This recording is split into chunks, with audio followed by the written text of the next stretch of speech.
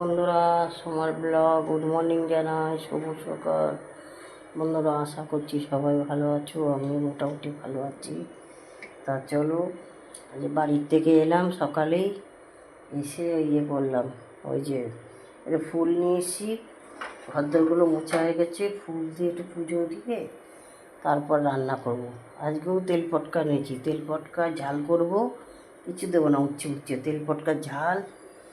আর আবার লেজা নিয়ে এসছি, একটা লেজার ঝাল করব, দেখি এই করব আজকে, আর কিছু করব না। আগে পুজো টুজো স্নান করে, আমার মাথাটা খুব চুলকাচ্ছে জানো, একটু আগে শ্যাম্পু করে স্নান করে আসি, পুজোটা করে নিই, তারপরে রান্নার চিন্তা। এই রান্না করবো, আর কিছু রান্না করবো না আজকে। চলো, এই দেখুন চাটা হয়ে গেল, না একটু চাটা খেয়ে নিই, বাড়িতে তো চা খাইনি। মা বলছিল করে দিই, আমি তুমি ঘুমাচ্ছ আর করতে হবে না, বাড়ি গিয়ে খাবো, তাই জন্য এসছি। অনেকক্ষণই হলো,